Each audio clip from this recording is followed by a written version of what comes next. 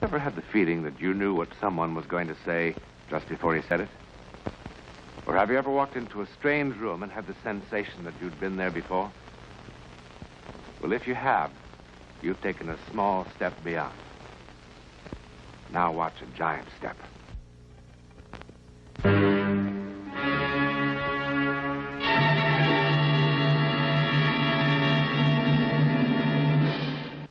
It's a lovely house, isn't it? It used to be one of England's more fashionable country homes. But now, it's closed. Not for rent, not for sale. It's just closed. In fact, its American owner simply locked the door and walked away. But locking the door hasn't helped Ellie Pelston one bit. It isn't easy for her to forget what happened here. It all began, normally enough, with the arrival of the first weekend guest. Good afternoon, sir. Good afternoon. Enter Donald Ainsley Stewart, career man with the United States Foreign Service. Donald, you darling. You did manage to make it. Well, I was told that anyone that passed up a chance to spend a weekend with Ellie Pelston was a fool. You're a dear boy. I knew you'd make a perfect guest the moment I laid eyes on you. Hurry down now. The others will be arriving any moment.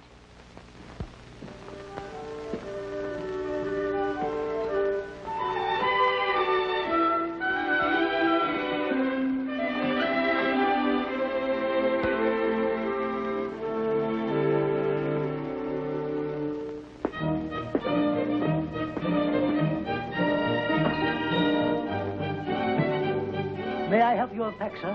No, thank you. Can I get anything for you, sir? No, thanks.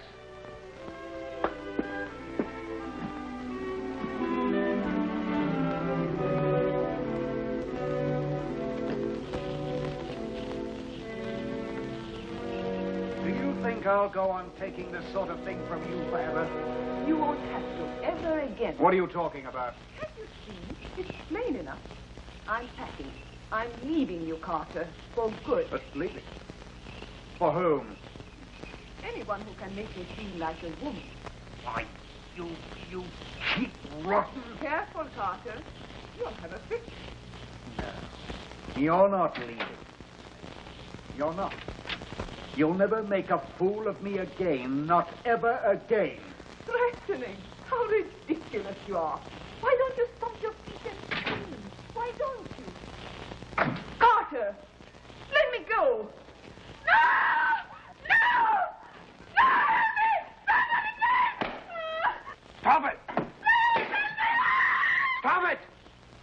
Stop it! Stop what? Stop what, Donald? Ellie!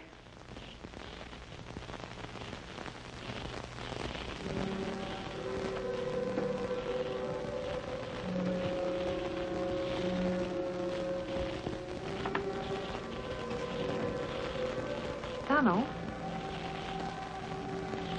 It's impossible.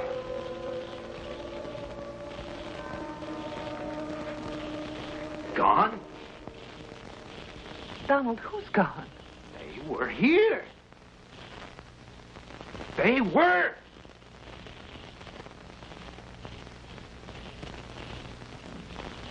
They were.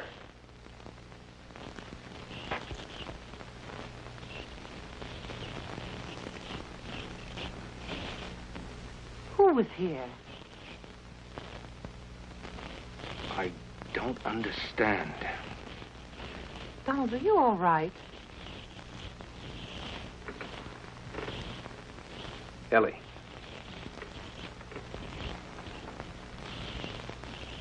I saw them. A man and a woman.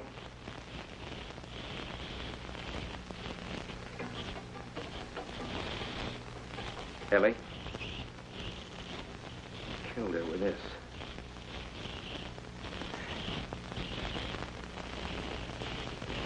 There was a fire in there. That lamp was on. Donald,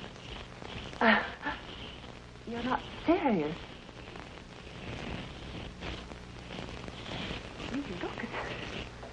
Helen, you really do look as if you'd seen a ghost or something. You'd better have yourself a drink. Come on, I'll fix you one.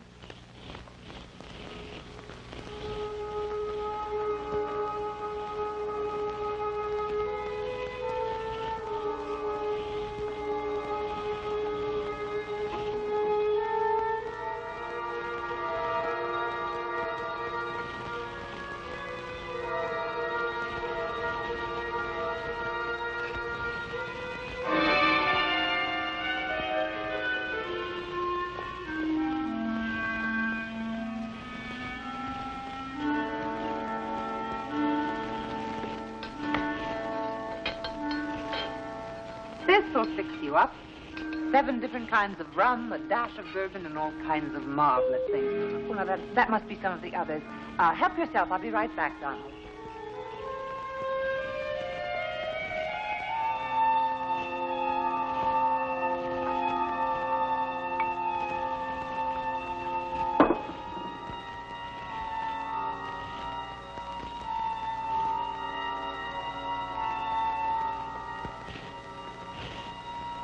I'll have one, too.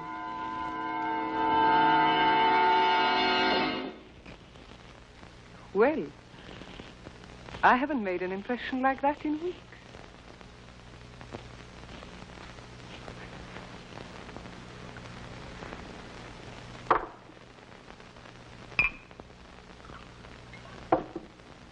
Here, your need seems to be even greater than mine.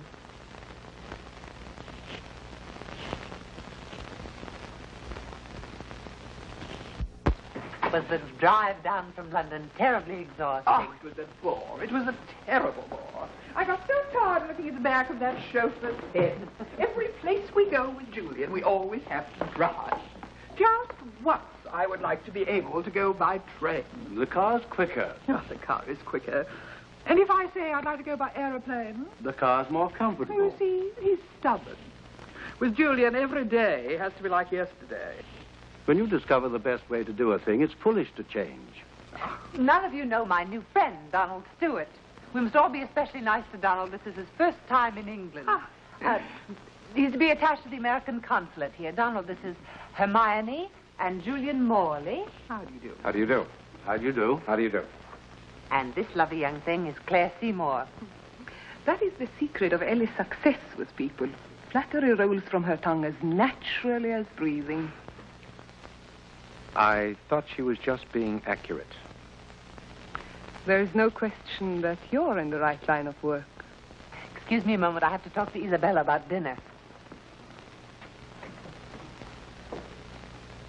When?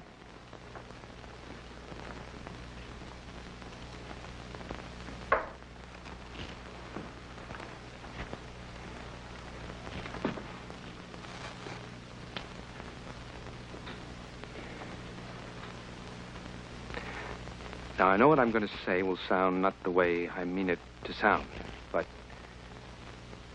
have I met you somewhere before? I'm disappointed in you. After that lovely compliment, I expected something more artful. No, I mean it. Have we met somewhere? If we had, I should hope you wouldn't have to be reminded. Now, please. This is terribly important. Well, Ellie said you'd never been to England before. I just arrived here 2 days ago. Since I've never been to America. Now, you just arrived here, didn't you? Yes. I mean, just a moment ago, just before I saw you and dropped that glass. Yes, but why is it so important? And what made you look so strange when you first saw me? Because... No, it's too ridiculous. What is, for heaven's sake? No. Now, you've just met me. And if I told you what I have just seen, you would know that I was a complete fool. Try me. Perhaps after I've known you for a while. I hope that won't take too long, Donald. I don't quite know what to make of you, but your approach is certainly intriguing. On the contrary, I find it quite obvious and rather disgusting. You always put things so delicately, Carter. Meet my boor of a husband, Donald. Every time he opens his mouth, some new horror comes out. A natural result of being married to you, my love. Carter, how nice to see you. But Claire said you weren't coming. I couldn't bear to spend a whole weekend separated from my loving wife. And I was so looking forward to a pleasant weekend. I'm sure. That's why I changed my mind. You see how it is. Mr. Stewart is a friend of Ellie. We only met 2 minutes ago. Oh, I'm sure that won't handicap you, my dear. Ellie, which room is it? I'd like to clean up. Your usual. Which room is it? The Seymour's room? Is it the one across from mine? Well, yes, as a matter of fact. Claire, come upstairs. I want to talk to you. I have heard everything you have to say. Too many times. No. Would you rather I went into it right now? Right here? No.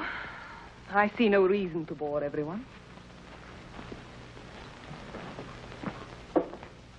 Good afternoon, Carter. Oh, hello. Hello, Julian. Hello. I think I'll finish unpacking. Dinner's at 8, Donald. Oh, by the way, we make it a custom of dressing here for dinner on weekends. I hope you don't mind. Makes it more of an occasion somehow. Not at all. Dress for dinner. That means that Claire and her husband will be in dinner clothes. Yes.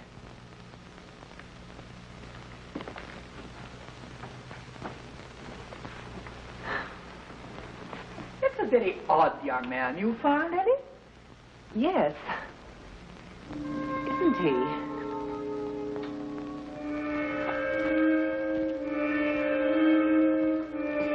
Do you suppose I like making scenes like that? I hope you don't do it for my amusement. Now, Claire, please. I can't take any more today. All right, darling.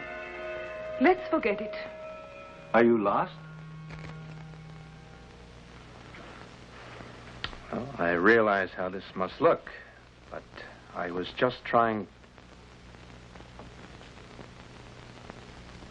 Really?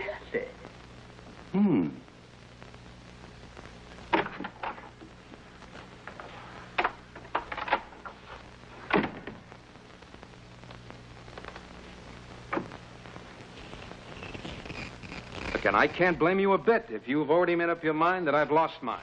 Donald, it could have happened to anyone. You don't have to explain anything. Yes, but if you had seen and heard what I did, sure, the easiest thing for me to do would be to leave. But I can't, because I can't help but believe it was a warning. A warning? What I saw up there this afternoon in that room, I saw Carter Seymour murdering Claire. You saw it, Donald? Yes, I saw it.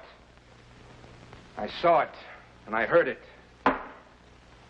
Donald, it's easy to understand how you might get such a notion. They do fight quite a bit.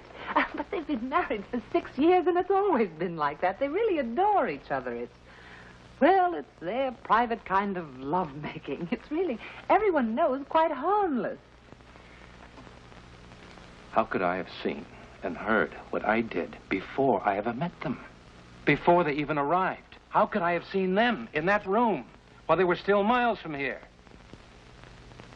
Well, look, I know how this sounds, because if I heard what I'm telling you about, I'd call a doctor. And now you believe that what you saw really will happen? Oh, no, I don't. I don't believe that. I can't. How can I believe such a thing? But I know it. Just the same. What do you want me to do? I don't know. I don't know what anyone can do. Change rooms, separate them, I don't know. you had experiences like this before, Donald? I mean, I know a lot of hostesses who'd welcome the addition of a few ghosts to lend a bit of interest to an otherwise dull establishment, but believe me, You still think I've lost my mind, haven't you? No.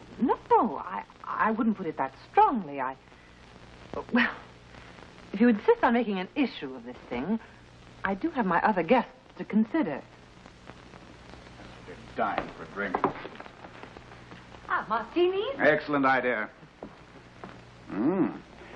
Stuart, I want to apologize for... Your dress. You've got that look on your face again. It's the same one, the one I saw before, on her. On who? Anyway, it better not be. It was sold to me as an original. Well, there, you see. How could I have imagined an original dress? How do I know what you saw just because you convinced yourself after the fact? Would someone like to tell me what this is all about? Yes. I'll tell you. No, not in my house, Donald. Ellie, I congratulate you. Your weekends are never dull, but this time you've outdone yourself. When are we to be let in on the mystery? Never, if I can help it. Martini is wonderful. Aren't you drinking?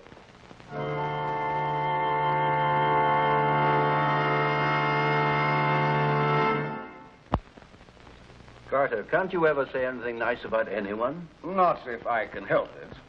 You know, you used to be such a nice little boy, but you've grown into such an unpleasant young man. I think Marie's a lovely child, Carter. Lovely. Oh, she's pretty enough, but she'll never be able to stand Bernard's pace for long. I give them 2 months, maybe 3. She'll soon begin looking for a man closer to her own age. They're not even married yet, and you have them in the divorce court. It's inevitable. Oh, there you are, you see, Carter. You're so bitter. I don't know whether he's bitter or just a bore. Oh, I'm so glad to see you awake for once, Julian. How are things at the plant, Carter? Are your difficulties with the supplier at an end? Yes, we've come to terms. I must talk to you alone. Go ahead, talk. No, not here. We're still competing. I've got to talk to you alone. Perhaps you'd like to see me alone, Stuart. Oh, Carter, for heaven's sake. No, it really isn't the sort of thing that you're thinking. No. Well, just what sort of thing is it? Well, go on, Stuart. Why don't you explain it to everybody? I'm sure they'd be very interested. Just look at their faces. Ugh. See, if I told you now, you'd only misinterpret. No, that's not likely. Where Claire is concerned, there's not much possibility of misinterpretation. Now, 6 years of marriage have taught me what to expect. Do shut up, Carter. Ellie, are we going to play bridge tonight? Of course. You know Julian and Hermione live for their bridge. You do play bridge, don't you? Oh, I'm sure he plays all kinds of indoor sports. Carter, please. Do I embarrass you, Claire? I didn't think that was possible. Carter, please, for heaven's sakes, we've all been friends for a long time now. Let's just have a pleasant weekend. Do I embarrass you, Claire? Yes. You embarrass me. Being married to you embarrasses me. Every day. Every night. Oh, I do. Well, isn't that marvelous? I embarrass you. Look at her, everybody. Isn't she wonderful? She's embarrassed. Embarrassed? A girl who's done everything. Twice.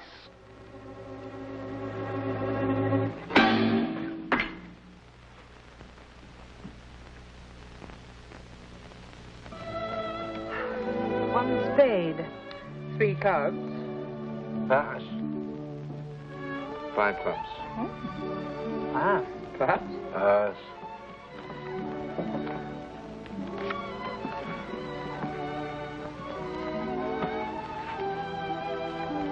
You're the dummy.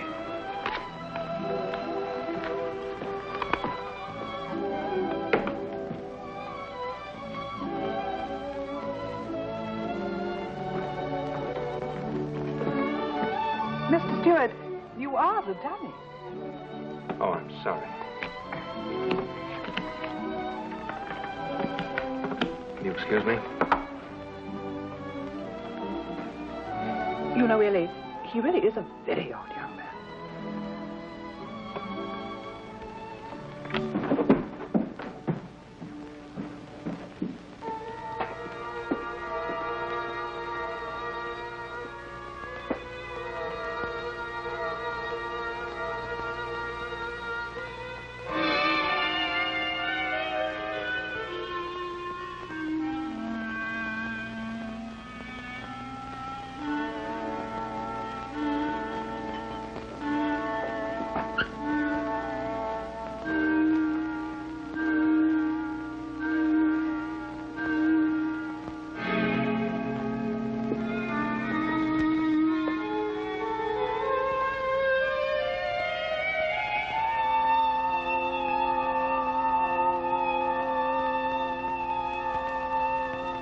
You'll never make a fool of me again, not ever again. Frightening. How ridiculous you are. Why don't you stomp your feet and scream? Why don't you? Carter! Let me go!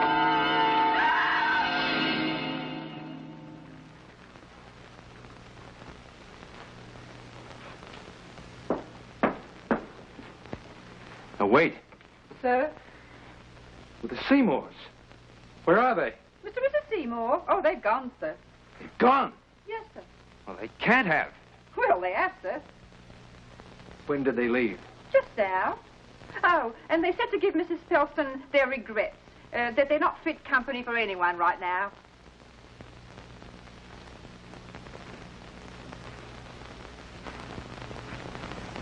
Is there anything I can do for you, sir?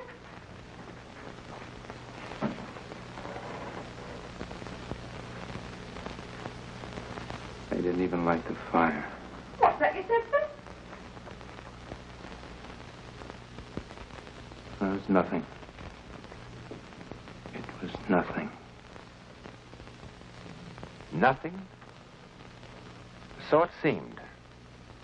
Then.